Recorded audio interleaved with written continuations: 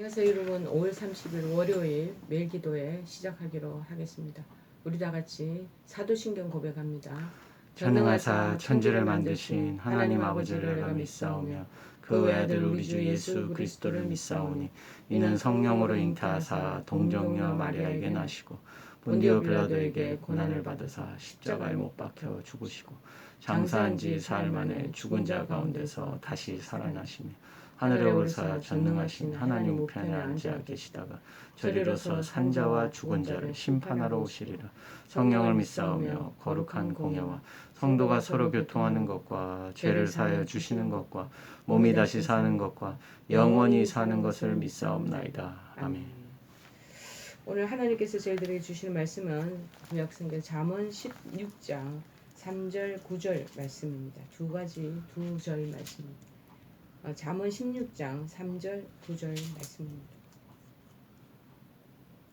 927쪽입니다. 927쪽. 잠언 16장 3절 9절. 다 찾으신 줄 알고 제가 봉독하겠습니다. 너의 행사를 여호와께 맡기라. 그리하면 내가 경영하는 것이 이루어지리라. 9절. 사람이 마음으로 자기의 길을 계획할지라도 그의 걸음을 인도하시는 이는 여호와시니라. 아멘. 인생의 진정한 성공을 인생의 진정한 성공. 여러분 인생에도 성공과 실패가 있습니다. 우리 인생이 0에서 90, 요즘 80, 100까지 계시는 분도 계세요. 나 일이 주어진 한 번밖에 주어지지 않는 인생. 이 원타임의 인생을 성공적으로 사느냐 아니면 실패로 사느냐. 이제 그것은 하나님과 나와 관계에서 내가 어떤 목적과 방향성을 가지고 가는 거냐에 그 따라서 다 나눠져 있습니다. 3절에 보니까 오늘 너의 행사를 여호와께 맡기라. 그리하면 이루리라. 이 본문의 말씀에 여기서 맡기라 라는 말씀은 히브리 말로 가리라는 뜻인데 문자적인 이제 해석은 뭐냐? 굴러 보내라. 맡긴다는 것은 굴러 보내라. 그러니까 무슨 말이에요? 모든 일의 주도권을 인간의 입장에 있어서 하나님 쪽으로 다 굴려 보내라는 의미. 이 라틴역에서는 이 구절을 내가 벌이는 행사를 여호와께 보이라고 번역을 하고 있는데 이 말은 무슨 뜻이냐면은 어린아이가 부모에게 자신의 생각을 온전히 내보이고 도움을 요청하듯 하나님을 의지하라 라는 의미로 라틴어는 해석하고 있습니다. 이 말씀 두 가지 뜻이 다 히브리와 이 라틴어의 해석 그 일맥상통하는 한 맥락은 뭐냐? 정말 사람을 의지하지 말고 네가 가지고 있는 지식과 경험 그거를 지나치게 의지하지 말고 그 하나님을 전적으로 의지하라. 이 말씀을 말하고 의미하는 것이 맞을 것입니다. 왜냐하면 하나님은 항상 당신을 의뢰하는 자를 물리치지 아니하실 뿐만 아니라 또 무엇이든지 이룰 수 있는 능력을 가지고 계시기 때문이라는 것입니다. 그래서 9절에는 뭐라고 그러냐? 사람이 마음으로 자기의 길을 계획할지라도 그의 걸음을 인도하시는 이는 여호와시니라. 이 말씀은 전반적으로 이 앞에 16장 1절에 있는 말씀하고 우리가 또 교훈 이 말씀과 일맥상통하는 의미를 가지고 있습니다. 16장 1절에는 뭐라고 그러냐면은 마음의 경영은 사람에게 있어도 말의 응답은 여호와께로부터 나오느니라 이렇게 말씀하고 있거든요. 네가 아무리 계획을 또 마음에 이런 것들을 다 프로젝트를 짜고 네가 그런 것들에 대한 그런 통찰력을 가지고 있어도 그 응답과 그 결과는 하나님께로부터 다 흘러나온다니까. 그러니까 우리가 알아서 지금 3절의 이 내용의 의미를 다시 한번 우리가 생각할 수 있지 않겠습니까? 내가 생각하는 계획, 나의 마음의 경영 다 여호와께 굴러보내면 되는 거예요. 하나님께 다 내보이면 되는 거야. 나는 이런 계획이 있고 나 이런 마음의 소망과 포부를 품고 있습니다.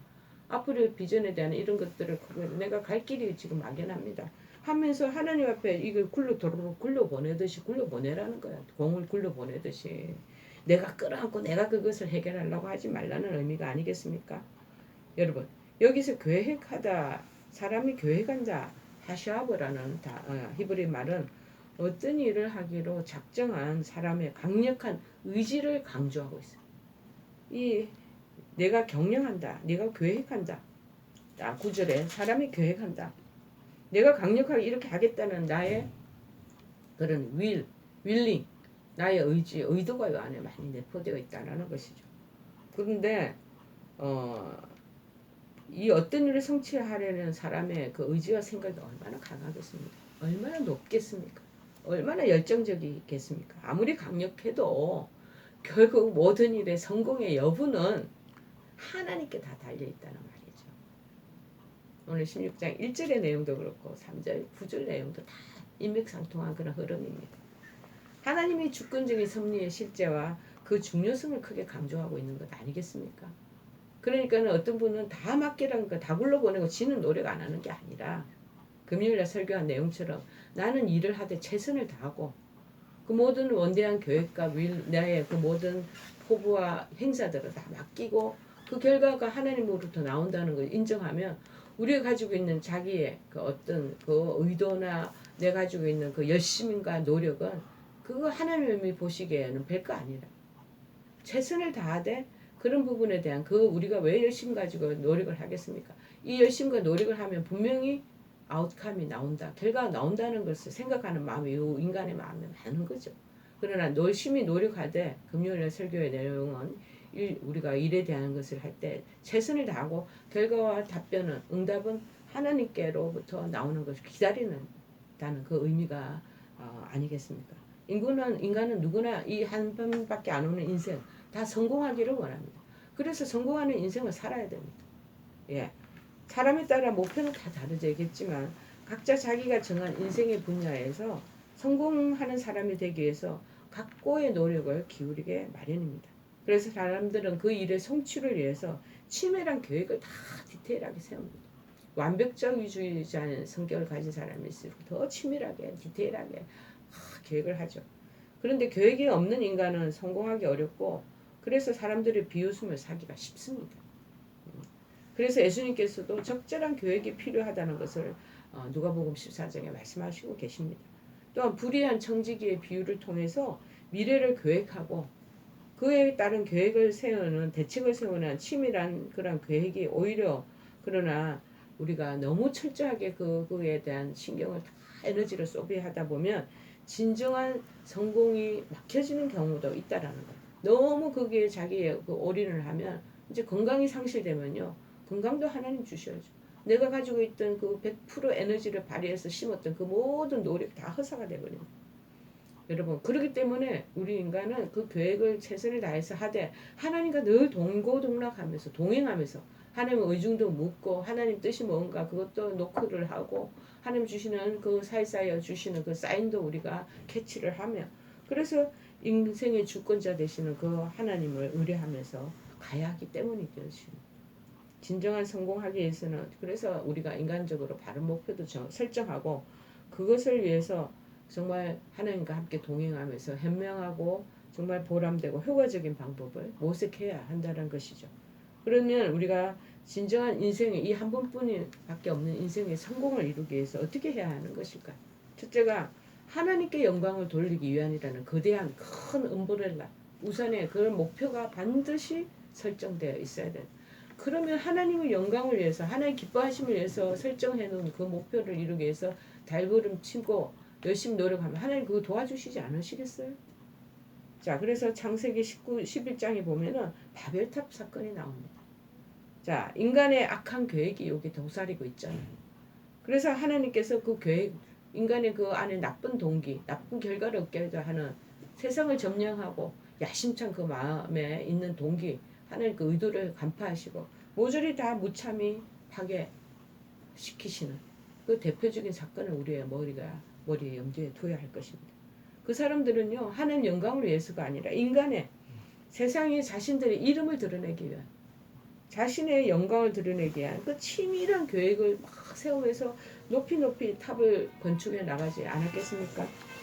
그러나 하나님께서는요 이들의 계획과 경영하는 일을 굉장히 악하게 보시고 그들의 언어를 아예 혼잡하게 만들어요.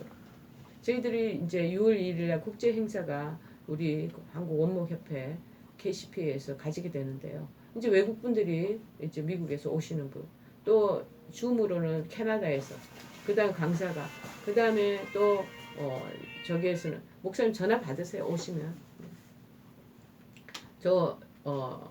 각 호주에서 이 강사진들이 온단 말이죠. 그런데 이 외국 분들하고 언어를 이제 그 소통을 해야 되는데 언어가 안 될 때는 이 회의가 그 계획이 다 무참히 그 모든 것이 무산되어 버리게 되는 결과를 낳죠. 그렇기 때문에 이 언어를 전부 다 혼잡하게 돼버리면 사람들이 이제 악한 일을 도모하는 일에 그 마음을 합하지를 못하는 것이죠. 자, 그래서 중요한 것은 뭐냐? 세상에 이름을 내게 한 치밀한 계획, 탑을 건축하기 위한 것은 좀 내려놓고 하나님께서 이 계획과 경영하는 일을 악하게 보셔서 그 언어를 혼잡해한 이 바벨탑 사건을 보시면서도 하나님 없이도 우리가 스스로 똘똘 뭉쳐 또 그럼에도 자신의 이름을 내고 그다 살아모르겠다는 어리석은 인간들, 이 땅에 그 하나님 사건 이후에 다 흩어버리신 그것을 우리가 대표적으로 모델링 할 수가 있는 거죠. 이처럼 인간의 계획이 하나님 영광을 위한 것이 아니고 자신의 영광을 위하고 나라의 존망 성세를 위한 거로, 그리고 자기네들의 기치 플레이를 내세우기 위한 것이라면 하나님 앞에서 이게 다 죄가 될 수 있는 그런 외람된 계획이라고 이렇게 말할 수 있는 것이죠. 그래서 그것은 하나님 끝내 실패할 수 없도록 할 수밖에 없도록 그렇게 만드신다는 것입니다. 그러므로 우리는 인간의 제일 된 목적이 왜 이 세상에 우리를 태어나게 하셨을까? 제일 목적이 하나님을 기쁘시게 하고 하나님 영화롭게 하는 존재로 우리를 세워주셨다는 것을 그것을 기억해야 할 것입니다. 그래서 우리가 인생을 성공적인 궁극적인 목적, 성공해야 됩니다. 하나님이 성공을 위해서 다름질하지 않는 사람 기뻐하지 않습니다. 성공을 석세스풀한 그 라이프를 살아가기 위해서 그 궁극적인 목적도 뭐냐? 하나님께는 전국적으로 영광을 돌려야 한다는 거죠. 여러분, 비난한 삶을 살고 실패한 인생을 사는 사람들이 어찌 하나님께 영광을 돌려주고 하나님 얼굴의 빛을 그렇게 바라게 할 수 있겠습니까? 집에서 애들 키우는 우리 자녀들이 잘 되어서 아버지 얼굴에 빛을 드러내게 하고 그 아버지 어깨에 힘을 주는 그런 역할들을 하기 위해서 자식들이 잘 되어야 되지 않겠습니까? 우리가 잘 되어야 하는 성공적인 그런 인생을 살아야 될 목적은 하나님께 영광을 돌리기 위한 것이 되어야 된다는 것입니다. 그래서 먹든지 마시든지 무엇을 하든지 우리가 계획하고 경영하는 모든 것이 오직 하나님 영광을 위하여 되도록 하는 것이 진정한 성공자이고 성공한 인생을 살았다라고 말할 수 있는 것을 고린도전서 10장 31절에는 언급하고 있습니다. 두 번째는 뭐냐? 성공적인 인생을 사는 사람들은 하나님만 전적으로 의지해야 된다. 여러분, 하나님 영광을 위해서 결국에는 그 모든 주권과 그것의 응답이 하나님으로부터 나오는데 그분을 rely on, 의지해야 되지 않겠습니까? 자, 입으로는 그렇게 하고 의지하지 않는 사람이 너무나 많은 거예요. 인간의 지혜는요, 하나님의 미련한 바도 못하다고 고린도전서 1장 25절에 언급하고 있습니다. 그런데도 사람들은 때로 하나님보다 인간의 지혜나 인적, 물적 자원을 자꾸 동원시켜가지고 거기에 의존하고자 하는 그런 어리석음이 우리 마음에 늘 있다라는 것입니다.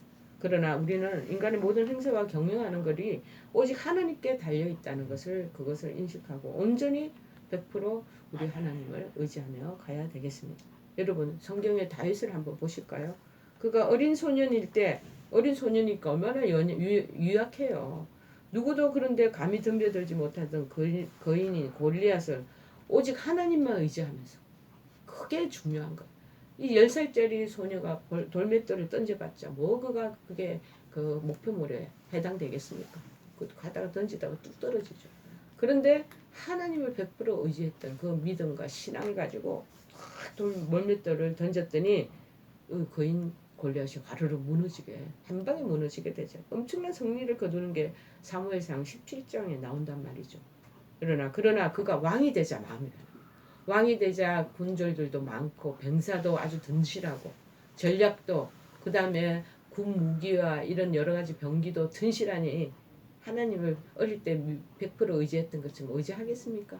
그러니까는 전쟁을 위해서 인구 조사도 하게 됐고, 그래서 하나님보다도 자꾸 인간을 가지고 있던 그런 여러 가지 자원을 의지하려는 그 마음이 많았던 그런 행동을 우리가 볼 수 있습니다. 그 결과 그는 나중에 온역 심판, 전염병의 심판을 받게 되고 도리어 7만 명이나 되는 백성을 다 잃어버리는 그러한 불상사를 경험하게 되는 것이죠.